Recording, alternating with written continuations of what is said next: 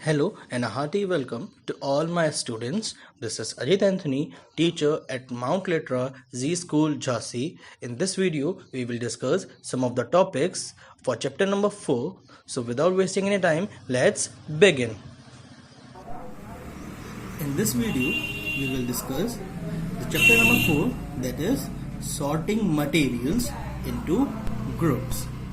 Before to start up with the chapter, we should know what is sorting.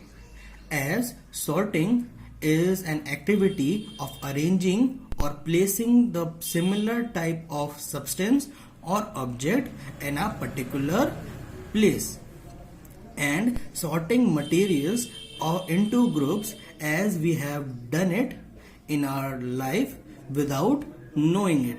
So on this note, we will start our chapter. Things and objects are made of different materials. For example, writing chalk is made of calcium carbonate. Chair and table are made of wood.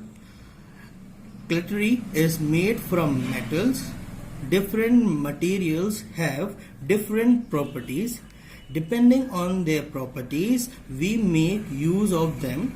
Some materials are soft, such as a piece of cloth.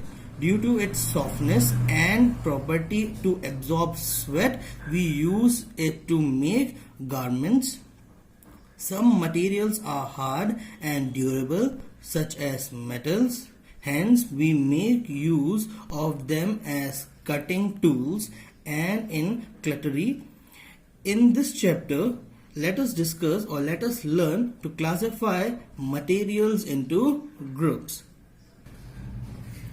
Now we will discuss the properties of materials. As we all know that there are number of objects are there around us, and each object is different from another, but they do all have common in them, that is the properties. And on the basis of properties, we can easily classify the object and materials into groups. Now let us discuss the properties of material and what properties do the material have. Materials have different properties such as roughness, luster, transparency, solubility, flotation, magnetic attraction, electrical conductivity, and conduction of heat. Let's discuss all this property one by one. Roughness. Some of the objects are rough, whereas on other objects are smooth in texture. Whereas luster, which means some objects are shiny, while the opposite of the luster is non-lustrous, as they are dull. Transparency, and this type of property can easily divide the object into three types, that is transparent, translucent, and opaque. Solubility. Solubility means some substance is dissolvable in another substance, and on that object can be classified into two types, that is soluble and insoluble.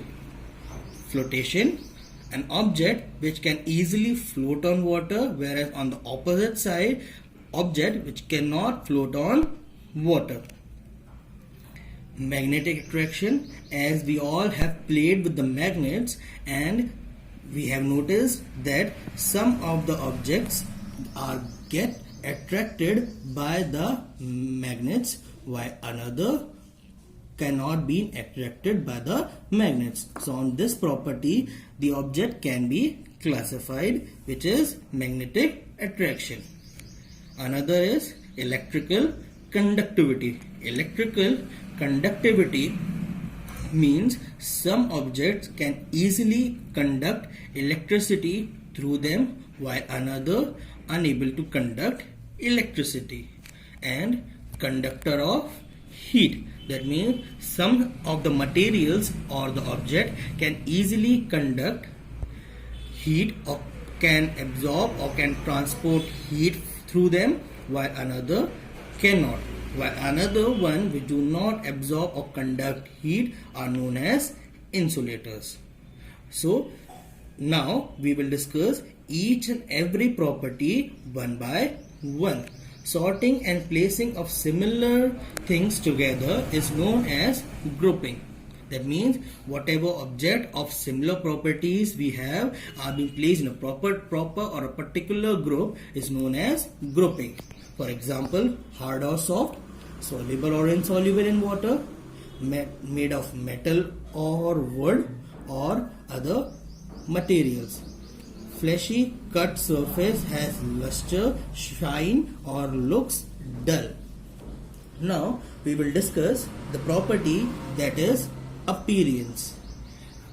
This property relates to the property known as luster.